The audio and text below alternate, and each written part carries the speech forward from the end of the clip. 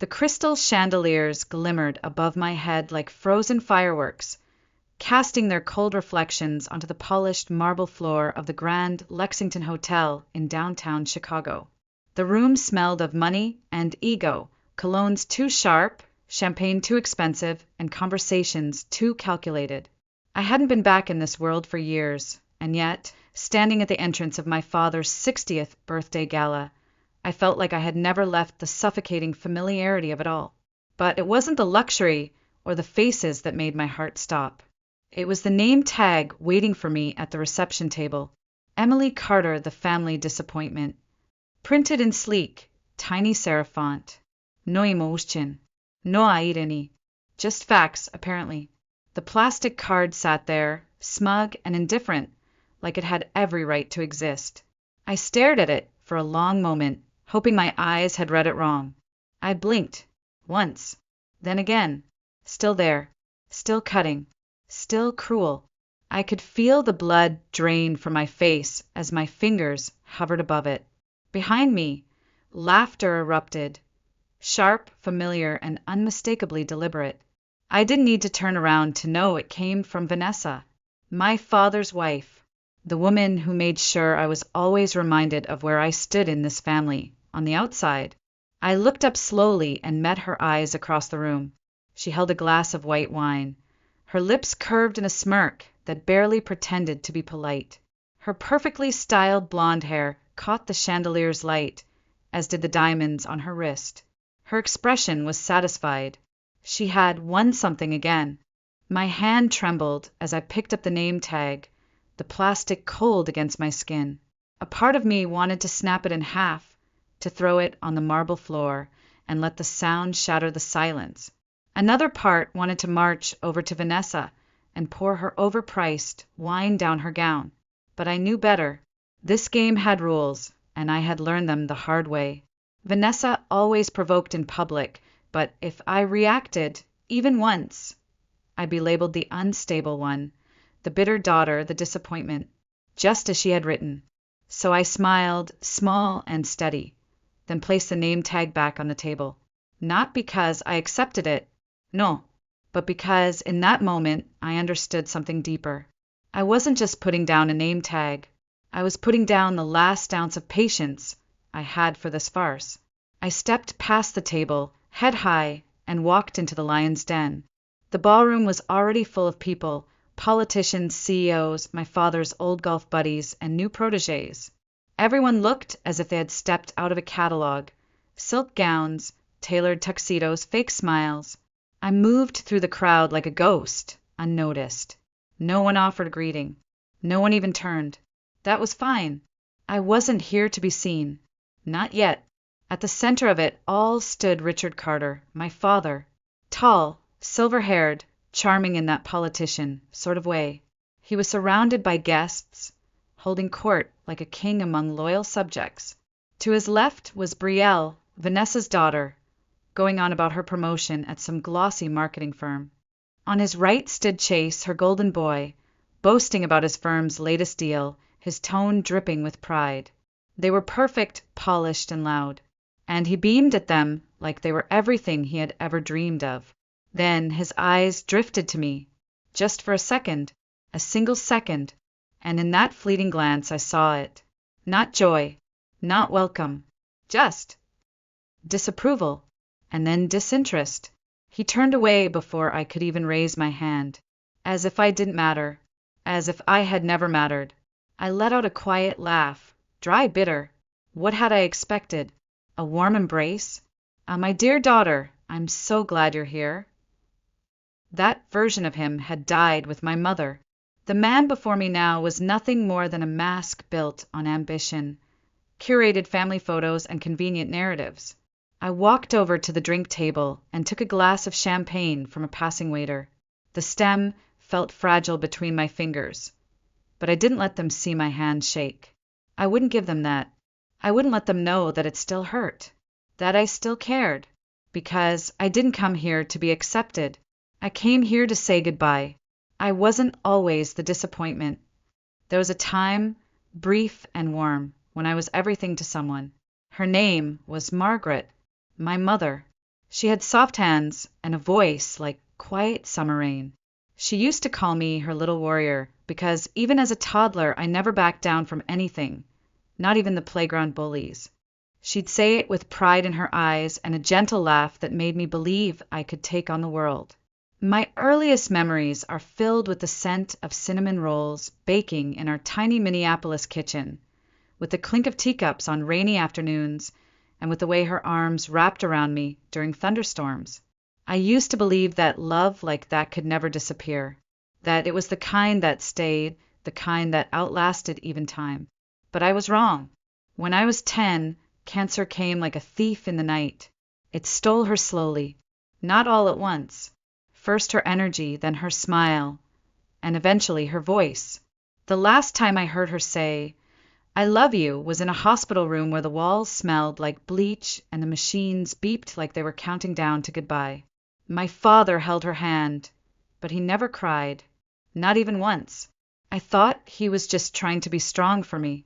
But now, looking back, I wonder if he had already started letting her go long before she ever slipped away. She passed in early spring.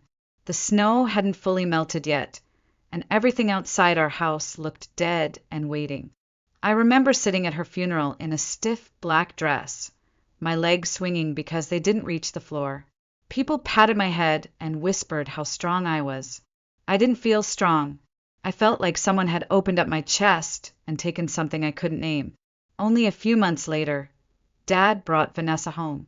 He didn't call her his girlfriend. He said she's a friend from work. But friends don't stay overnight. Friends don't slowly start replacing the photographs in the hallway. And friends don't wear your mother's perfume, walk through your mother's kitchen, and sit in her place at the dinner table. The first time Vanessa met me, she bent down in her pristine ivory coat and hugged me with the enthusiasm of someone being watched. "We're going to be such a happy family, Emily," she said, her voice honeyed and bright. "We're going to love each other so much." I believed her. God help me, I wanted to believe her. But love, I learned, has terms and conditions in some households. It started small. She'd forget to make a plate for me during dinner parties. She'd call me Margaret by accident, then correct herself with a laugh that never reached her eyes. She bought clothes for her children, Brielle and Chase, and told me mine still fit just fine. She never yelled, never cursed. Her cruelty came in smiles and softness, always just enough to seem harmless. My father? He said nothing. He watched it all in silence and called it adjusting. By the time I was 11, I had learned to eat dinner quietly, to excuse myself early, to stop asking for bedtime hugs. I remember standing by the window once, watching the rain pour, and hearing Vanessa tell my father in the kitchen, "She's just acting out. It's normal grief. She'll grow out of it." But I didn't grow out of it. I grew around it, like vines twisting around broken wood. My grief didn't shrink. It settled, and in its place came a quiet understanding. I was no longer the center of my father's world. I was not even on the map. When Chase spilled juice all over my school project, Vanessa handed me the mop. "You're the big sister, Emily. Be responsible." When Brielle threw a tantrum at dinner, I was the one sent to my room to set an example. And on the night of my 12th birthday, when I sat waiting for Dad to come home with the cake he promised, he never showed up. He was at Chase's piano recital. Vanessa said I should understand. It was important to him. That's when the words started forming in my head. Quietly at first, like an echo I couldn't place. Disappointment, not because I had failed, but because I had become inconvenient. At 13, I stopped talking during dinner.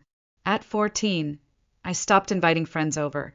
At 15, I stopped hoping he'd show up at my soccer games. And by 16, I had perfected the art of being invisible. They didn't push me away in one sudden act. They wore me down by inches, and one day I just disappeared. By the time I turned 18, I had one thing left that still felt like it belonged to me. My future.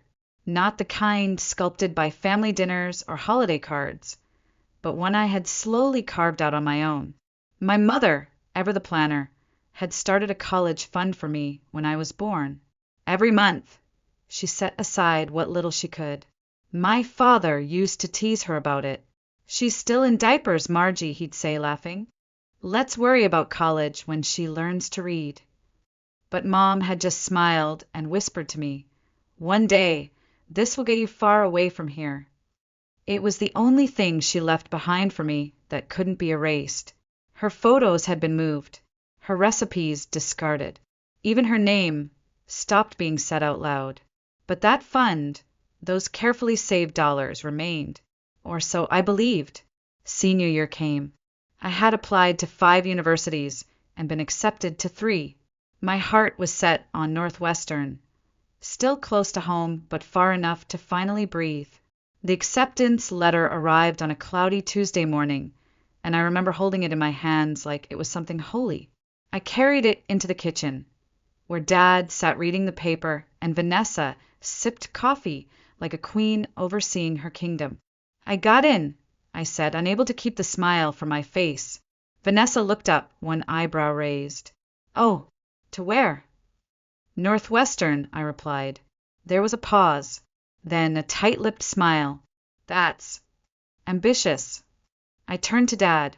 "We can start the paperwork for the fund, right? The tuition deposit is due in 2 weeks." His paper rustled as he folded it slowly. "Emily," he said, like my name tasted foreign, "we need to talk about that." My stomach dropped. "The fund," I said, suddenly cold. "What about it?" He didn't meet my eyes. "I used it." It took a second for the words to land. "Used it?" I repeated.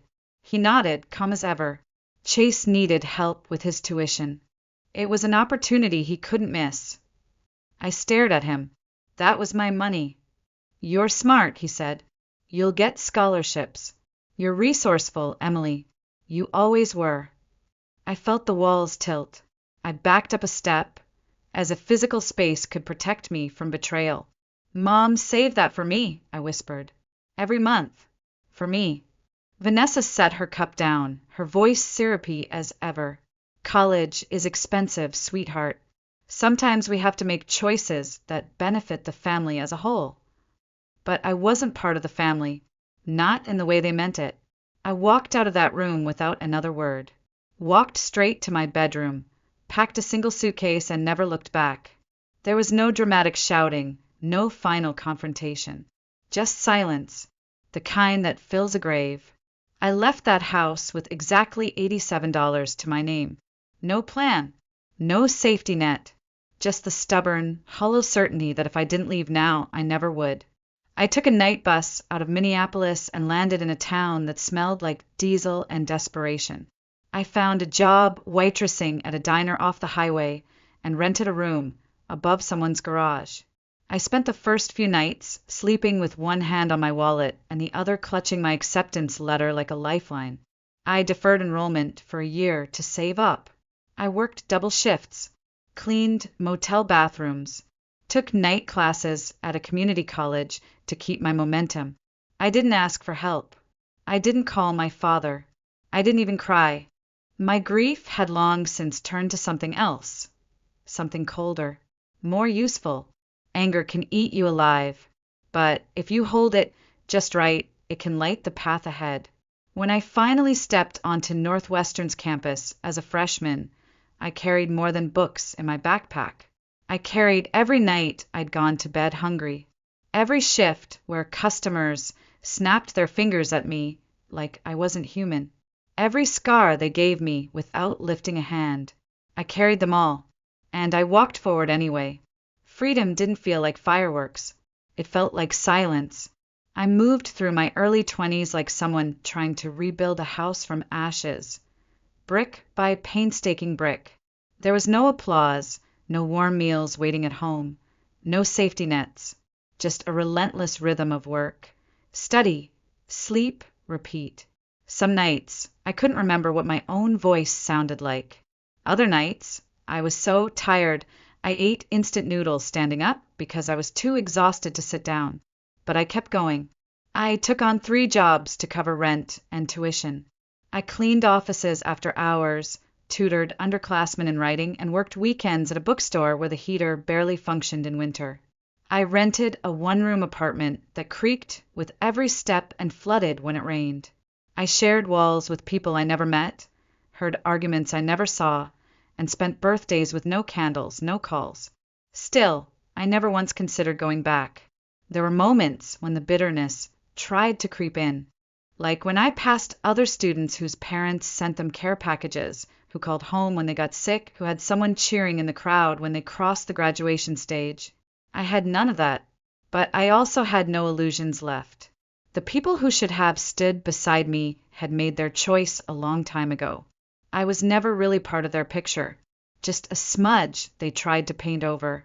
I channeled all of it, every scar, every cold night, every dismissive look, into building something they couldn't touch. By 24, I had completed my degree in human-centered design. Not only did I graduate, but I finished top of my class. A professor I once tutored in grammar became my mentor and helped me land my first freelance contract with a small tech startup. From there, I taught myself business basics through free online courses, attended every networking event I could afford, and slowly turned side gigs into steady clients. 1 year later, I registered my own business, Carter Design Studio. I almost changed the name, but part of me wanted to keep it. Not to honor them, but to reclaim it. And I didn't stop there. I reinvested every dollar I earned. I learned how to pitch, how to fail, how to stand up again. I made mistakes. I trusted the wrong people once or twice, but I kept learning. I kept rising. Eventually, I hired my first employee, then a second. And within 3 years, I was running a boutique UX/UI firm that serviced clients from coast to coast. No investors, no seed money, no support system. Just grit, just me. And yet, even with all of that, no one from my family ever called. No text, no email, not even a polite Christmas card with an obligatory, "Hope you're doing well." I wasn't surprised. I didn't expect it. But that kind of silence carves its own kind of scar. Because even when you no longer need them, some part of you still remembers what it felt like to be needed, to be loved, to be someone's daughter. But that part of me had grown quieter over time. Not gone, just small. What I didn't realize back then was how closely they were still watching. Not in support, but in silence. Like critics waiting for a stumble. Each success I posted on LinkedIn, each feature in a design blog, Vanessa and her children saw them all. They never acknowledged it publicly, but mutual contacts told me enough. "Oh, your stepmother mentioned your company at a dinner once," one old acquaintance had said. "She seemed surprised, actually. Said she didn't know you were doing real work." Real work. That phrase always came back, didn't it? To them, what I did didn't count unless it had a title they recognized, unless it came with a business card that said vice president or a job at a firm they'd heard of. Freelance, startup, founder, those words didn't mean success to them. They meant failure to fit into their mold. But I didn't build my life to impress them. I built it to save myself. And that, ironically, was what made it impossible for them to look away, even after everything I tried. Not often. Not with hope, but I tried. It started with a Christmas invitation. A neatly folded card arrived in my inbox 3 years after I started my company. It wasn't from my father, of course. It came from one of my aunts, one of those well-meaning relatives who always said things like, "Don't let the past ruin the family," as if the past was some rogue wave instead of a repeated choice. She wrote, "Your dad would love to see you. Everyone misses you." It was a lie. But I went. I told myself it was curiosity, maybe closure, maybe the final confirmation that I wasn't overreacting all those years ago. I wore a navy wool coat, a cream scarf, simple makeup. I looked like a woman who knew who she was. I brought a small gift. I even practiced my smile in the mirror before walking in. The moment I stepped through the door of the old family home, I felt it. That shift. Like walking into a room where you're not welcome, but too polite to be asked to leave. Vanessa greeted me with a surprised blink, followed by a slow smile that didn't reach her eyes. "Emily," she said, drawing out the syllables like they tasted foreign. "You made it."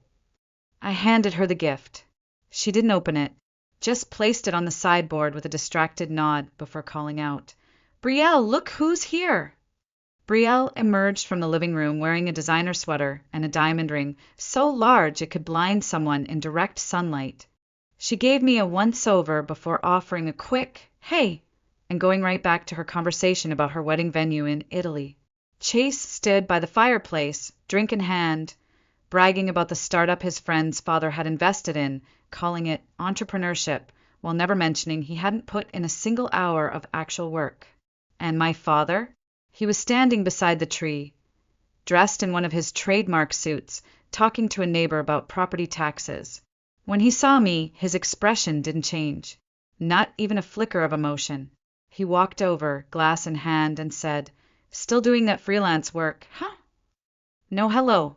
No how have you been. Just that." I smiled politely, the way you do when someone insults you to your face and expects you to thank them for it. "Actually," I said, "I run a UX design studio. We just closed a contract with a Fortune 500 company." He raised his eyebrows mildly. "Well, I suppose that's something. But if you ever want a real career, I know some people." A real career. There it was again. To him, success was a suit, a desk in a building with glass walls, a title printed on a corporate letterhead. He couldn't see past that. Wouldn't see past that. I could build an empire, and it still wouldn't be enough, because it wasn't his way.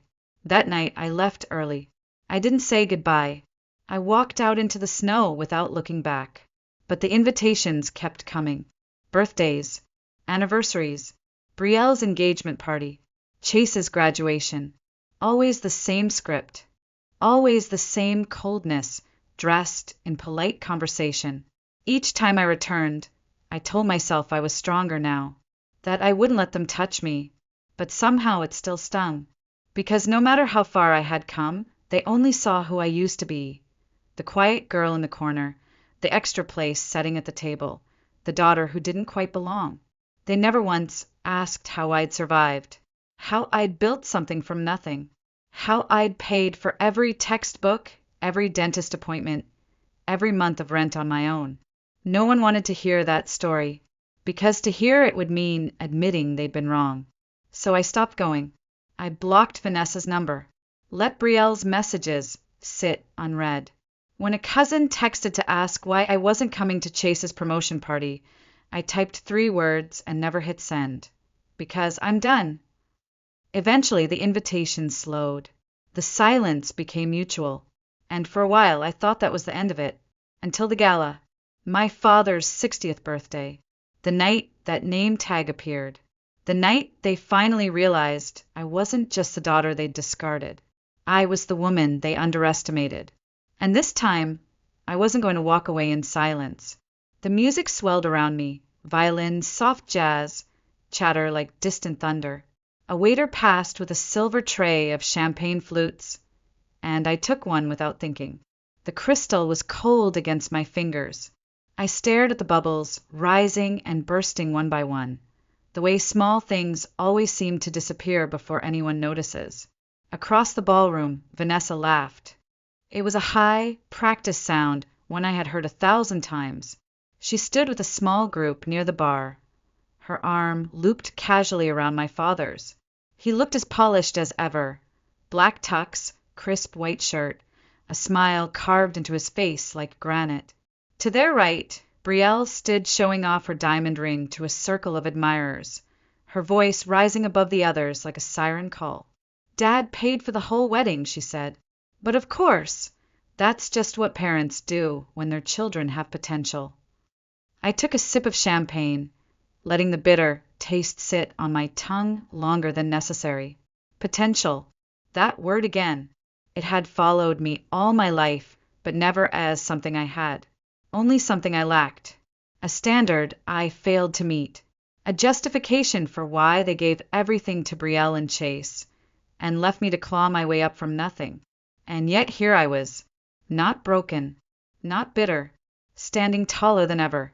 I heard the clink before I saw who did it, a gentle tap of crystal against glass, the signal that a speech was coming. A hush fell over the room as my father stepped forward, raising his glass. "Thank you all for coming," he began, voice smooth, steady. 60 years. It's a strange milestone. Makes a man reflect. Polite laughter. A few cheers. He thanked Vanessa. He praised Brielle. He toasted Chase's recent promotion. Then he looked around and said, almost as an afterthought, "And thank you, Emily, for joining us as well. No quorums. No pride. Just inclusion for formality's sake." I raised my glass slightly in response, keeping my expression unreadable. He moved on quickly, as if hoping no one noticed how little he'd said. But I noticed. They all did. And for the first time in years, I wanted them to.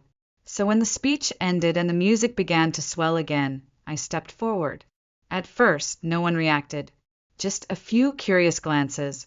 Then, slowly, the room quieted again as people turned to look at me, an interruption they hadn't expected. I didn't raise my voice. I didn't need to.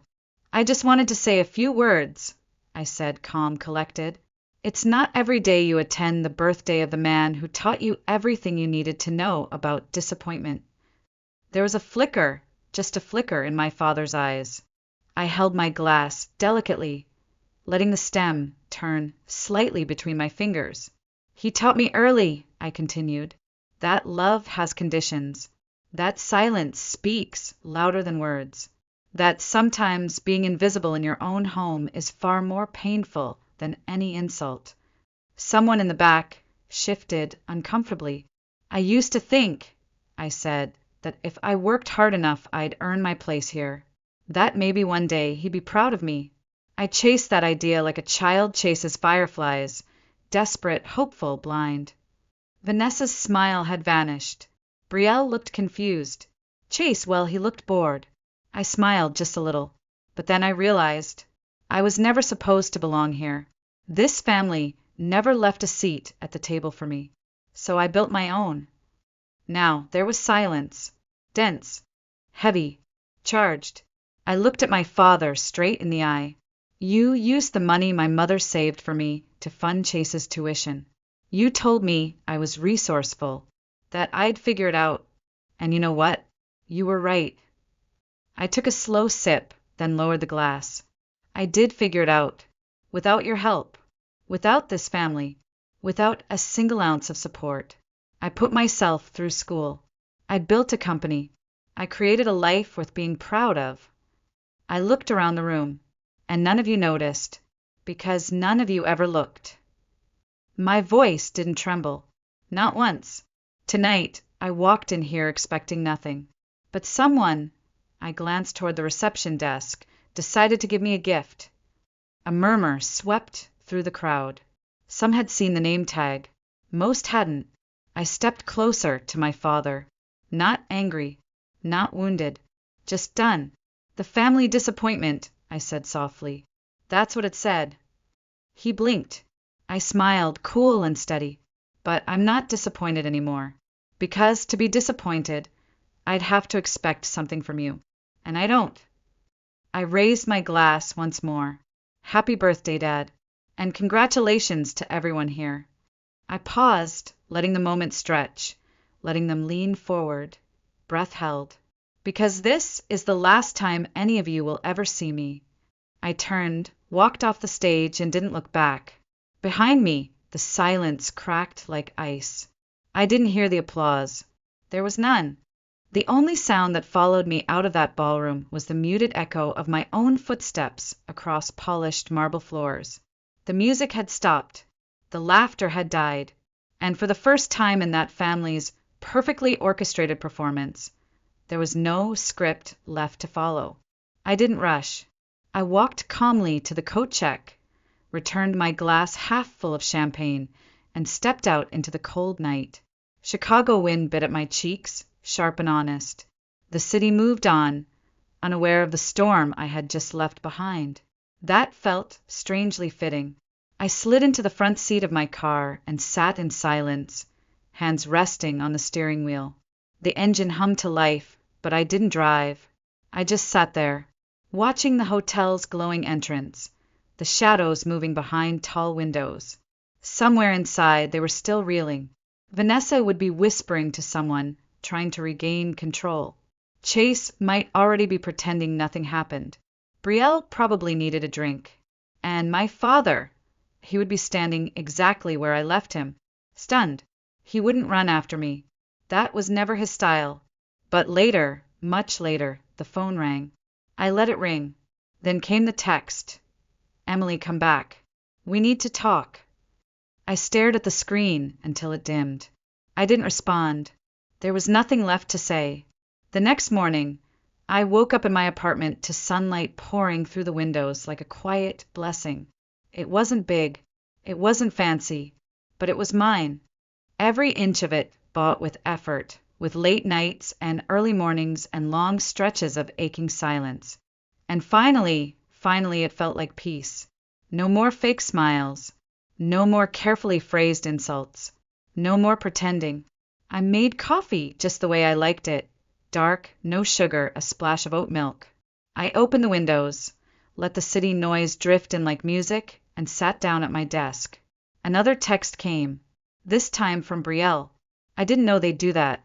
I'm sorry if you were offended. I deleted the message without reading the rest. A few days passed, then a week, then 2. Another call. My father again. I answered it this time. Not because I wanted to talk, but because I wanted it to end.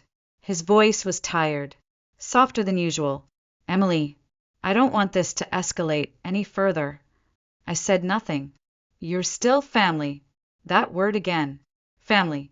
I closed my eyes. No, dad. I was family. Past tense. A pause. Then he said, You're overreacting. And that was it. That was all I needed to hear. I didn't shout. I didn't cry. I simply said goodbye and ended the call. There would be others who disagreed with me. Relatives who would say, But he's your father, as if biology were a free pass for betrayal. As if blood meant belonging. But I knew better. Sometimes love has nothing to do with DNA. And sometimes cutting someone out of your life isn't cruelty. It's survival. A few months later, my company landed a contract with a national healthcare provider. The press release was shared across every platform. A reporter reached out for an interview. I declined. I didn't need recognition. I didn't need headlines. All I wanted finally was quiet. And I had it. Now, when I think of my father's face at that party, frozen, pale, lips parted mid-reaction, I don't feel pride. I don't feel anger. I feel something simpler. Something lighter. Closure. The kind that doesn't come with apologies or hugs. The kind you give yourself when no one else will. He called me the family disappointment. But I was never the one who failed. He did. He failed to see me. He failed to choose me. He failed to love me when it mattered. And that's not something you ever really get back. So I moved on. Not because it didn't hurt,